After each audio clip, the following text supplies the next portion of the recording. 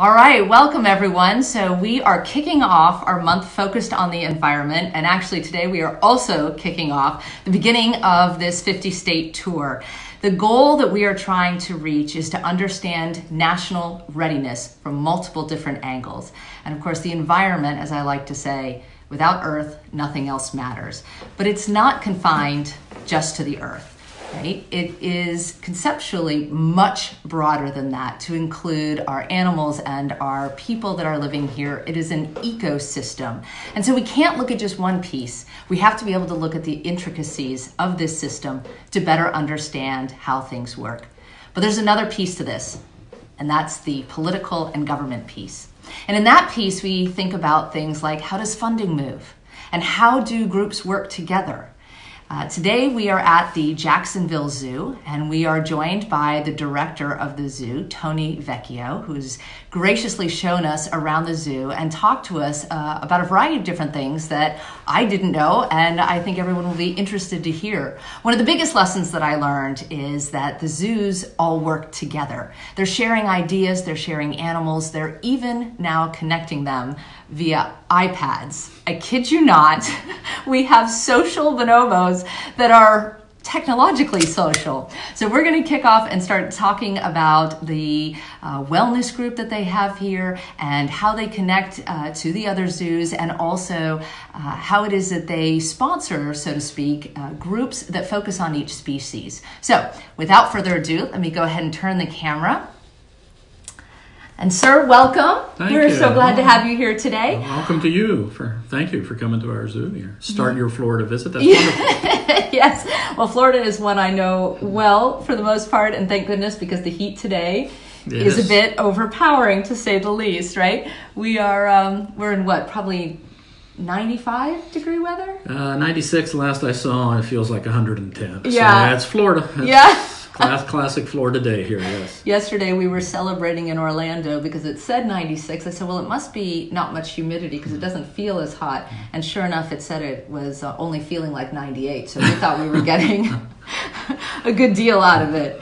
But go ahead. Why don't you give us an introduction to the zoo? And I know you have a spiel, so we'll let you get started with that to begin with. Well, it's a very dangerous introduction because I love the zoo. I love the zoo community. I could talk for hours about it. But our zoo is, I think, one of the leading zoos in the country. And we've been around for over 100 years. We celebrated our 100-year anniversary 4 years ago. We are the #1 cultural attraction in North Florida with over 1 million visitors a year. Wow. And we are probably a surprise to most people that just think of a zoo as animals. I argue with my colleagues when we think about the mission of zoos. I don't think our mission has anything to do with animals. I think our mission has to do with making our community a better place. Just so happens with our expertise in animals and conservation, I think our communities, our constituents want to see the zoo doing more in the field of conservation, and that's why we've headed in that direction. Zoos are major conservation organizations. I think we put more funding into conservation projects around the world. When I say we, I mean the zoo community as a whole. I think we are the second most leading funder of conservation initiatives around the world. So it's an exciting time to be in the zoo business. And since you're just letting me ramble on, let me just, I will tell you, one of the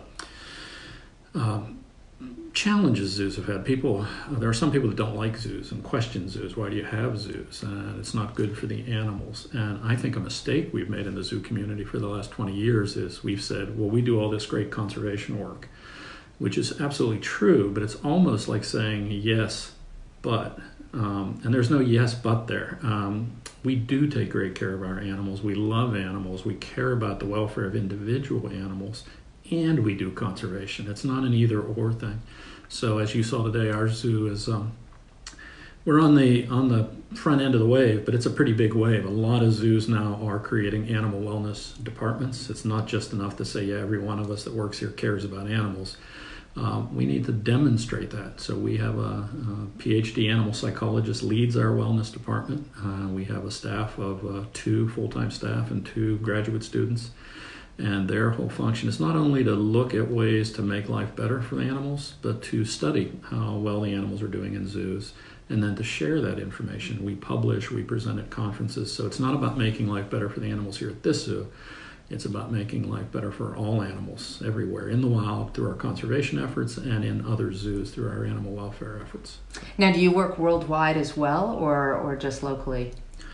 You might appreciate this more than the average person. It's very difficult to work worldwide, particularly when it comes to things like moving animals around, because the permit system is difficult when you're trying to work cooperatively with zoos in other countries. It's much easier to work with zoos in the U.S. So the level of cooperation among zoos in the United States is just phenomenal. It's actually inspiring to see how well zoos work together. And why do you think that is? What is it that brings you all together?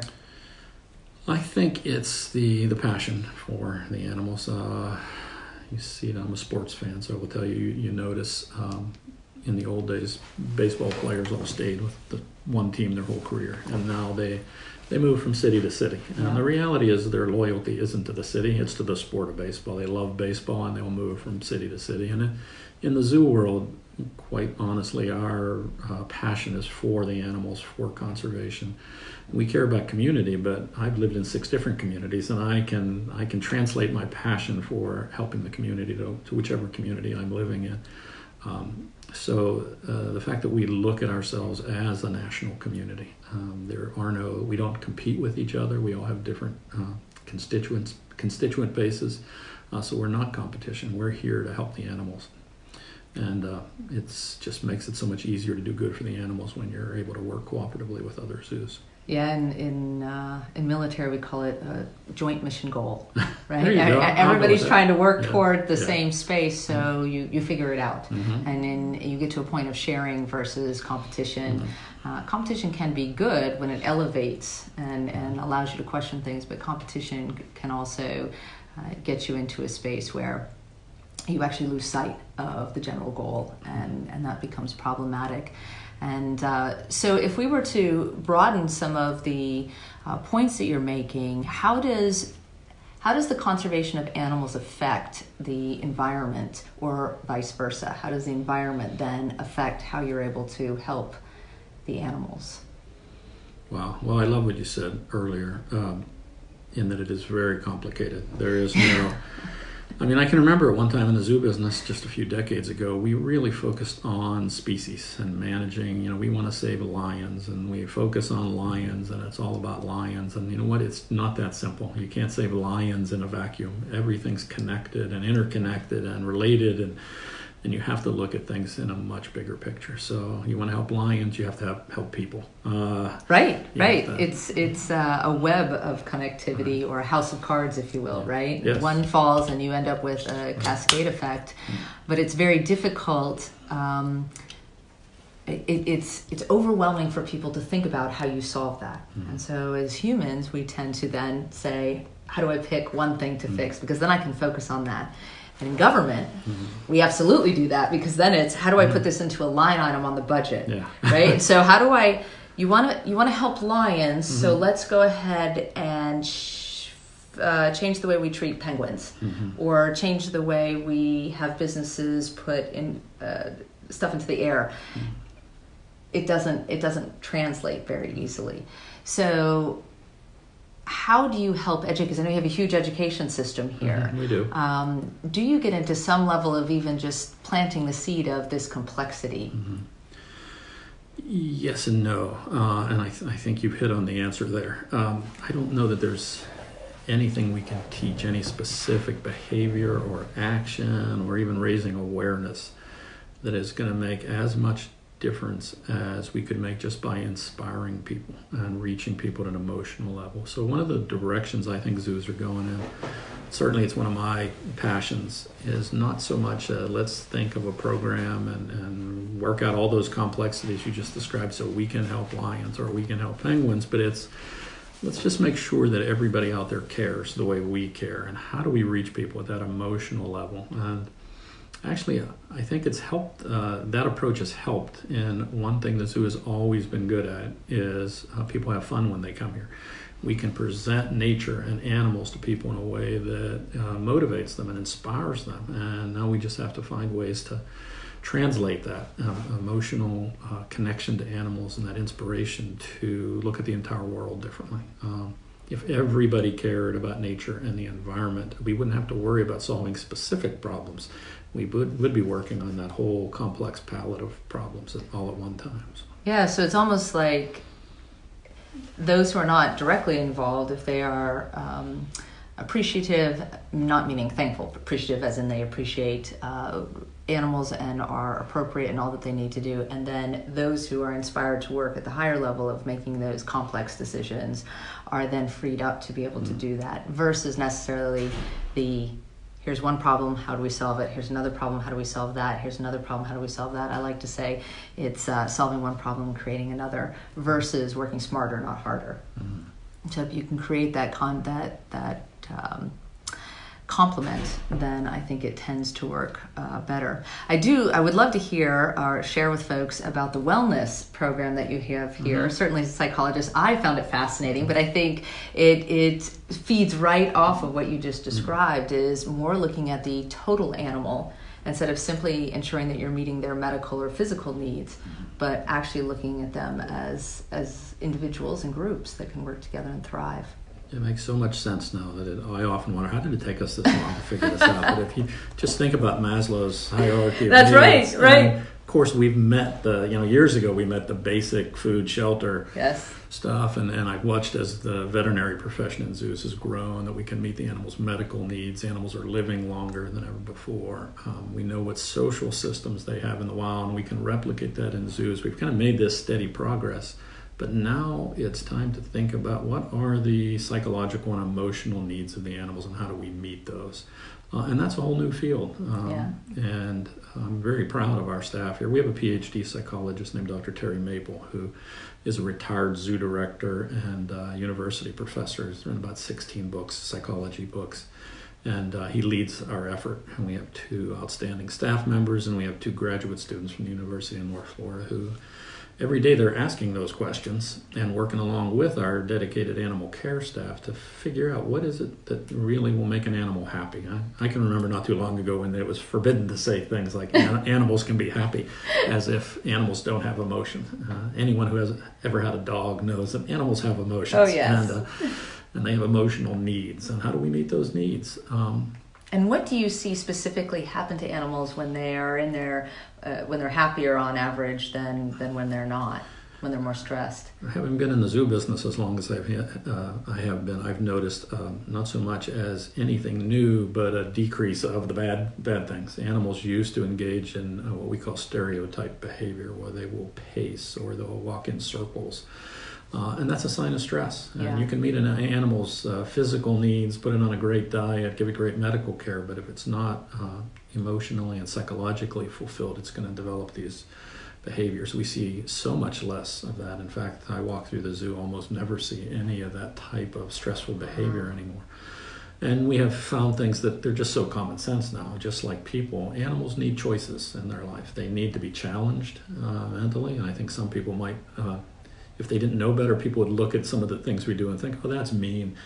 We hide the animals' food. Is that mean? Well, no, it forces the animals to do what they would be doing in the wild, which is look for food. So we're keeping them busy doing the things that really they're supposed to be doing. We're challenging them mentally. We train the animals in zoos now, and that's a wonderful thing to see, because one thing, it helps build a great bond between the keepers that are doing the training and the animals. But it also allows us to do medical tasks that used to be very invasive and stressful for the animals. Now the animals participate voluntarily.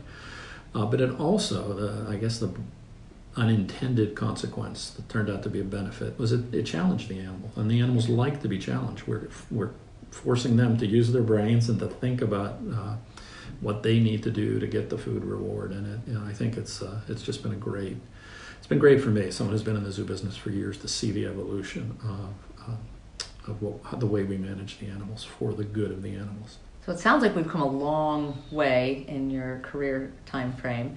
What do you see next? What do you see the next challenge to be? Wow. Well, it's easy to turn negative here and see all the very challenging things that are happening in the world with climate change and maybe the lack of attention being paid to climate change. And it's very scary to think our real challenge is that we're going to lose all these species. I try to keep on the positive side. And I think the biggest challenge. Yeah, because that's a worldwide problem, right? Yes. Even if we were to completely eradicate all negative behavior in the U.S., we would be at about a 30% impact, which is larger than our population makes up of the world, but certainly not enough to really reverse or improve worldwide. And so those challenges mean that we don't have control over others who are also adding to some of the problems. Yeah. But good news for you, and then what you're hoping to do is, I hope we don't underestimate what a leader our country is in the world. So if we could solve problems here, we're a model for the rest of the world. People look at us, and maybe it's only 30% of the actual problem, but we'd be influencing a great number of people around the world that would also start moving in the right direction if we took the lead rather than not even play the game as we unfortunately do now. Yeah, I will say from my international work, what I found was that we operate sometimes best as teammates because some of the smaller nations are more agile than we are, and so we have some resources they don't, but they have some capabilities to test things that we don't. You and I spoke about this a little bit earlier today. We were talking about funding, and for research projects, sometimes you really want to have a large sample size. But sometimes what you can observe and manipulate and try out with a smaller sample size gives you a lot of insight into what you could do at scale. And so I think when the countries work together in that format, you actually maximize the benefits from all different groups. The challenge oftentimes, though, comes in getting information to everyone. And I know this is something that you guys are passionate about here as well, is making sure that education and inspiration are a piece of it.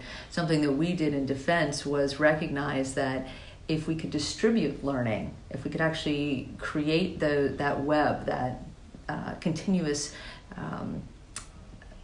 I'm going to use technical terms, I'm trying to stay away from that, but continuously reach out further and further and further, then we have that opportunity to actually replicate what you described here, which is to inspire other parts of the world and also get them the information they need to be helpful. But what do you observe through the animals that starts to tell you that things are changing? Like, do you start to see behaviors, or is it more just the loss of species? Well, certainly, again, I've been around long enough I've seen animals that we thought early on, these are animals that don't need our attention. They'll always be around because they are so common. And so cockroaches are not staying? I was looking for an upside on that one. There's one thing I'd like to see go away, would be cockroaches.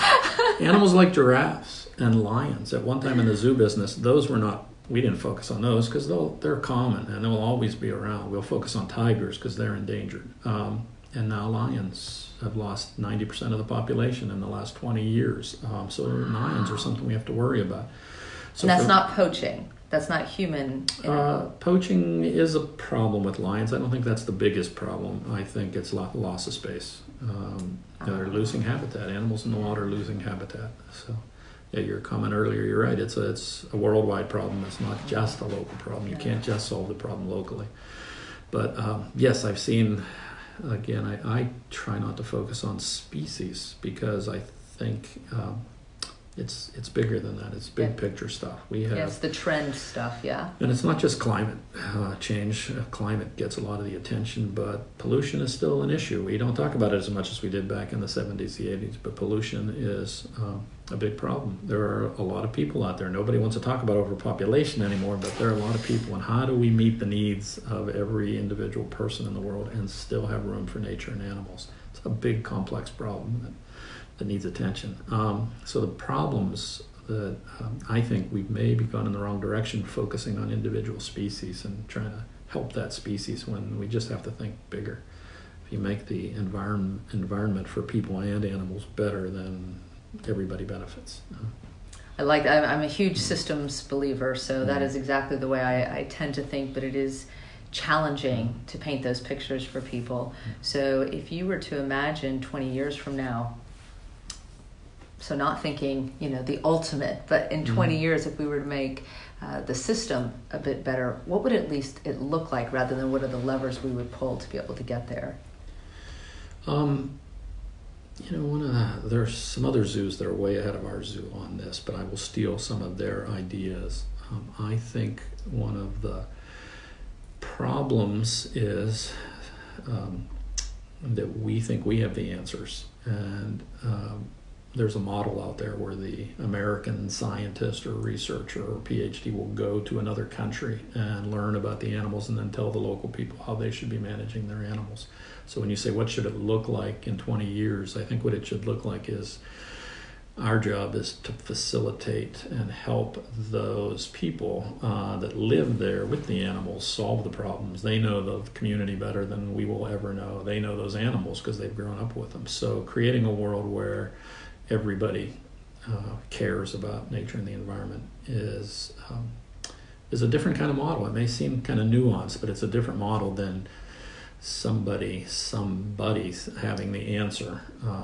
And having everybody have the answer. I think that's where we're going. We talked earlier about, my goal, and now professional goal at this point in my career. It's not about creating some great program or pet program that I have in mind. I just recognize the fact that we will always be struggling to make sure nature and the environment is taken care of, and making sure the next generation and the generation after that and the generation after that cares. And can connect with nature and empathize with animals. So passing that passion for wildlife on to the next generation is one of my goals, and that's what I want to see 20 years from now. More people care about animals than do now. More care about nature than do now. I want to see that kind of become a growing movement.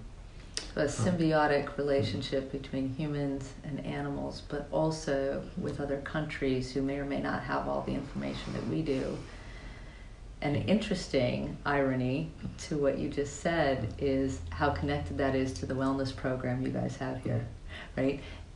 Something tells me we'd have happier humans as well as happier animals. Well, it almost seems funny to me that what we've learned about animals applies to people just as well, right? Choice. We all want to have choice. Yes. And it's hard for me not to kind of roll my eyes when I argue with people that don't like zoos, that these animals don't have, they don't have freedom. They're locked up in a zoo. It's not true, but how much freedom do any of us have? I'd love to say, I'm going to stay home and watch I Love Lucy reruns on TV today, but no, I have a job. I have to be there at a certain time. I have to drive on a very busy interstate and get to the zoo, and I have to be here for 8 or 9 hours every day. We like to think we have freedom, but we all have to live within certain constraints, and the animals are no different.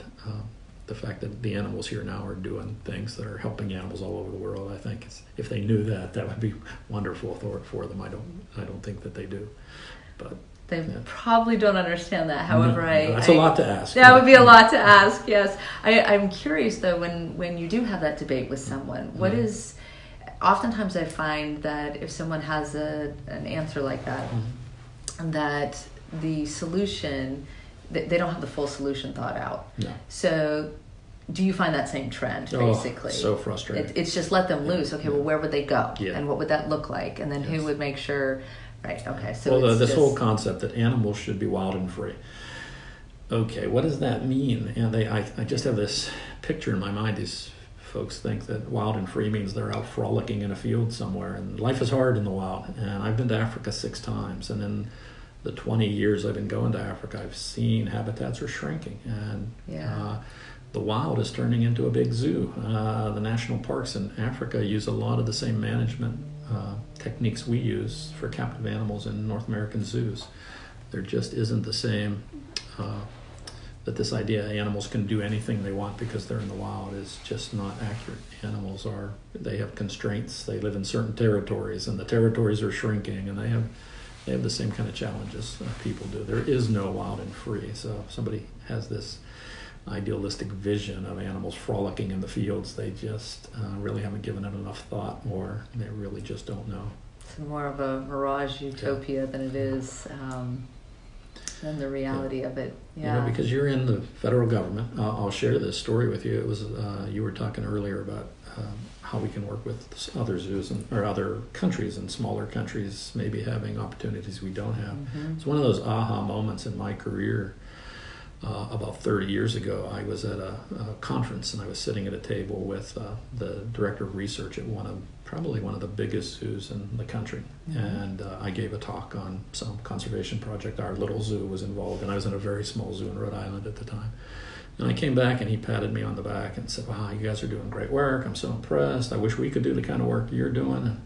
And I said, well, you're in like the biggest zoo in the country with a multi-million-dollar research budget. And he said, well, yes, we have 3,000 employees and we have so much bureaucracy that if I came up with an idea, by the time that idea went through all the layers of approval and the committee meetings, it would be 2 years later and it wouldn't look like my idea anymore.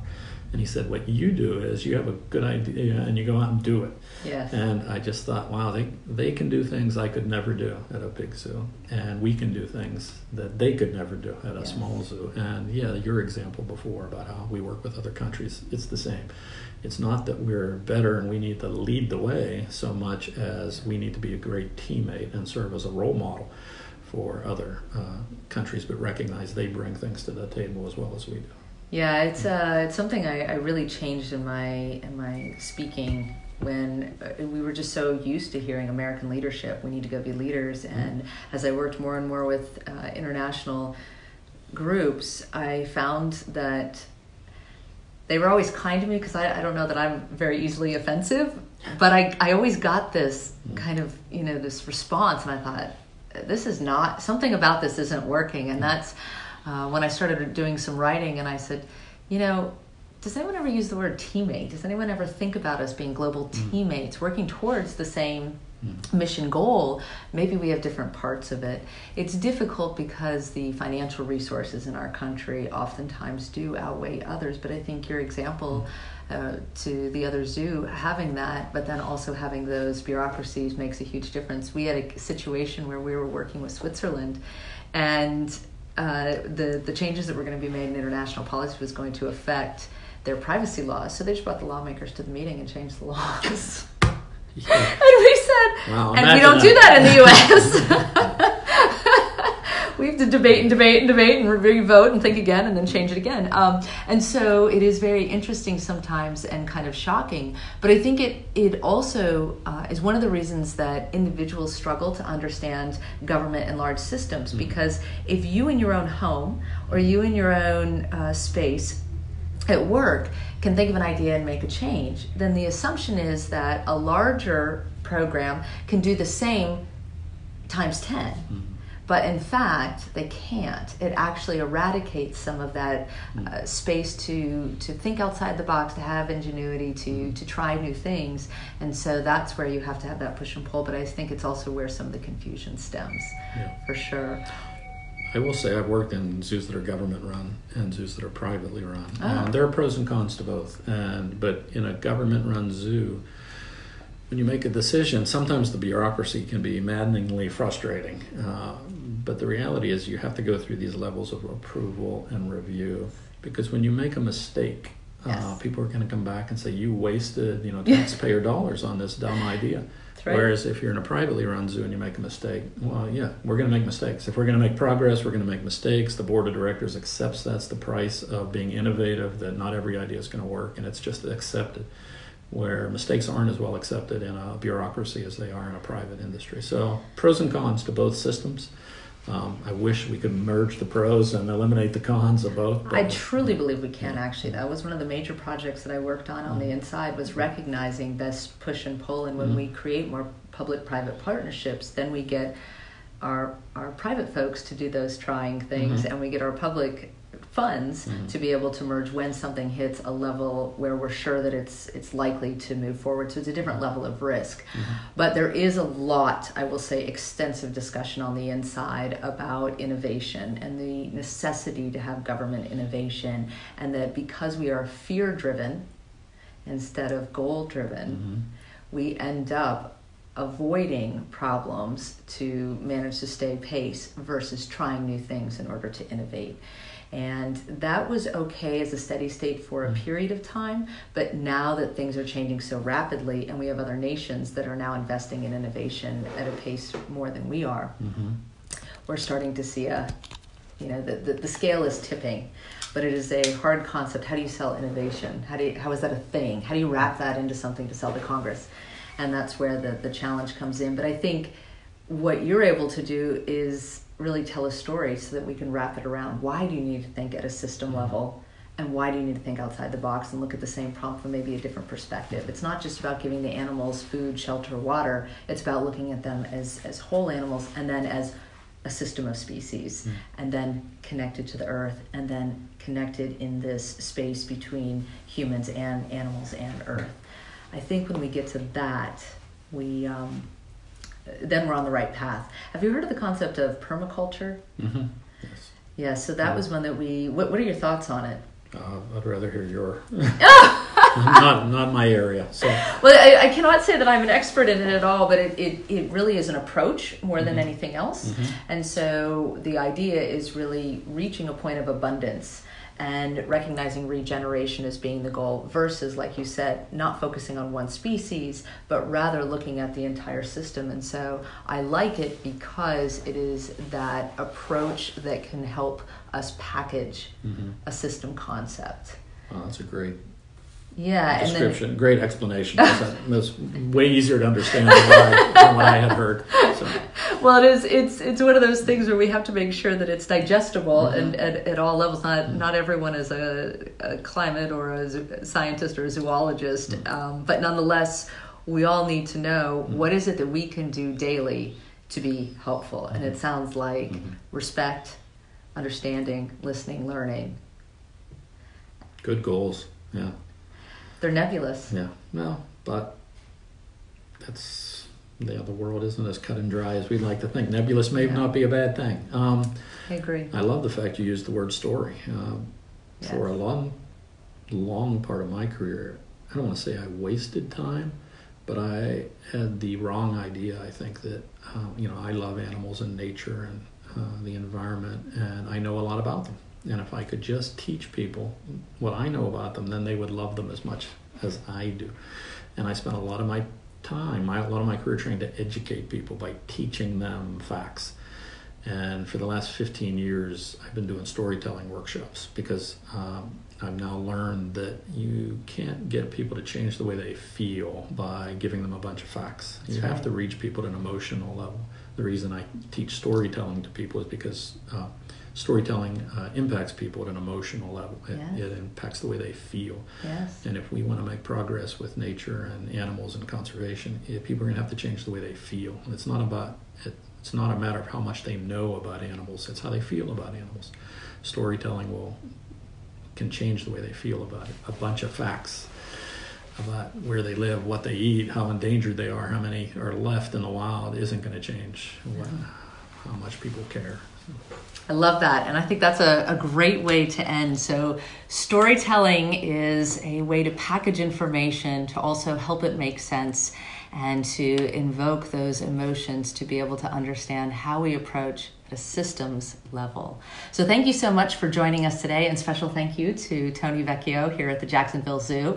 We will be posting pictures and some videos later today, so definitely check back and then come visit in person if you get a chance. Thanks so much. Bye-bye.